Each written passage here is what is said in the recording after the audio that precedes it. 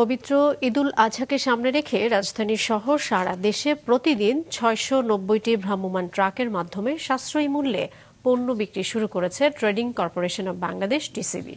চলবে ৩রা জুন পর্যন্ত। এসব ট্রাকে ভোজ্য তেল, চিনি ও মসুর ডাল বিক্রি হচ্ছে। নগরীর ক্রেতারা এসব পণ্য নিয়ে সন্তোষ জানালেও প্যাকেজ প্রতি ১২৫ টাকা বেড়ে যাওয়ায় অসন্তোষ জানান কেউ কেউ। মাহমুদুল হাসানের রিপোর্ট। সকাল 11:30 মিরপুর আগারগাঁওয়ের সংসদ কলোনির পাশ ঘেঁষে দাঁড়িয়েছে টিসিবির পণ্যবাহী ট্রাক, যেখানে ঘণ্টাখানেক আগে থেকে অপেক্ষায় থাকা সাশ্রয়ী মূল্যে টিসিবির পণ্য কিনতে আসা সাধারণ মানুষের দীর্ঘ লাইন।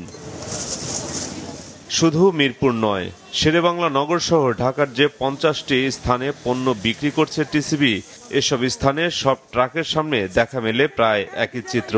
আর যারা পণ্য কিনছেন তাদের বেশিরভাগই পথচারী। আমাদের নিম্ন শ্রেণীর জন্য অনেক সহায়ক হয়।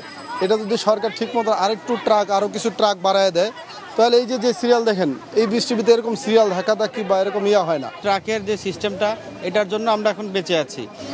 পণ্য নিতে আসা মানুষ ভোগান্তিরও শিকার হন। ট্রেডিং কর্পোরেশন অব বাংলাদেশ টিসিবির হিসেবে একটি ট্রাকে 400 মানুষের প্যাকেজ পণ্য থাকে।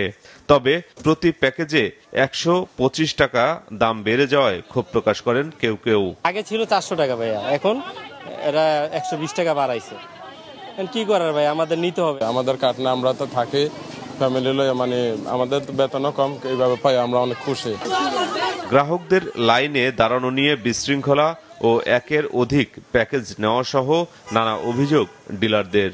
পুরুষরা কিন্তু সঠিকভাবে সঠিক লাইনে থাকে, মহিলাগুলাই যত সমস্যাগুলি করে। কার্ড তো আমাদের সম্পূর্ণ বিতরণ হয়নি এখনো, এটা সিটি কর্পোরেশনের দায়িত্ব দিচ্ছে, সিটি কর্পোরেশন কিন্তু দায়িত্ব পালন করতেছে না। ভোজ্য তেলে আগের দরের চেয়ে প্রতি লিটারে 35 টাকা, প্রতি কেজি মসুর ডালে 20 ও চিনির দাম 15 টাকা বাড়ানো হয়েছে। মাহমুদুল হাসান, মাছরাঙা সংবাদ, ঢাকা।